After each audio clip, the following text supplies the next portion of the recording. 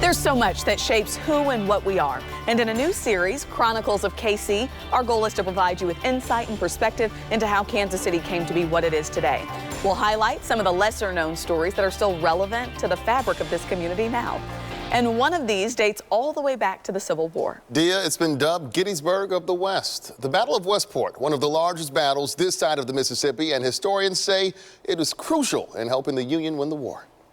It was one of the largest Civil War battles west of the Mississippi, and most people know very little about it, if anything at all. What is the Battle of Westport?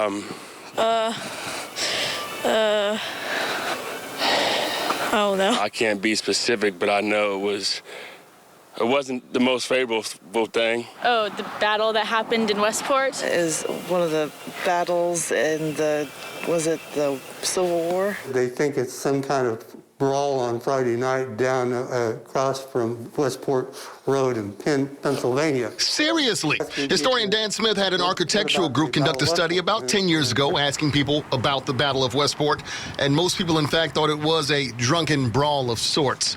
But it's actually sobering when you compare the events leading up to October 23rd, 1864 with current date. In many ways, it's very similar what happened in the Civil War to what we've been experiencing in this past year with COVID, in that in both instances, right before the Civil War and right before the COVID epidemic started, everything was going great, the economy was growing great, everything was coming up roses, so to speak, economically.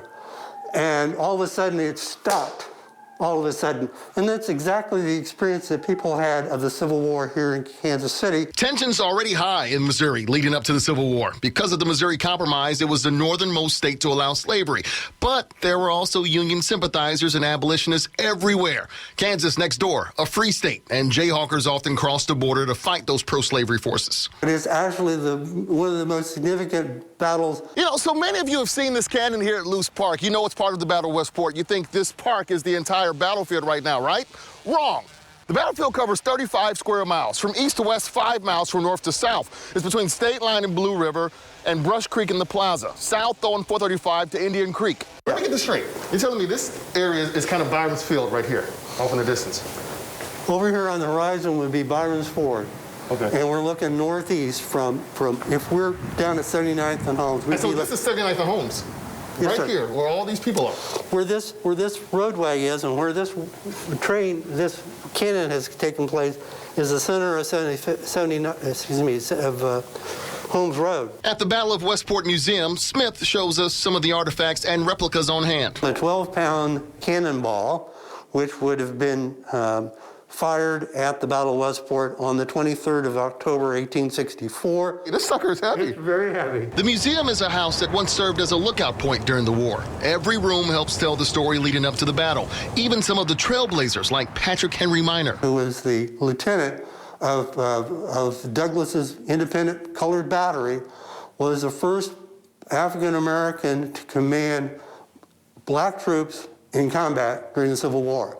And that happened right here as we were looking out the window towards Loose Park. These people were fighting for not just themselves, but they were fighting for the cause because they believed that unless everyone had freedom, nobody had freedom.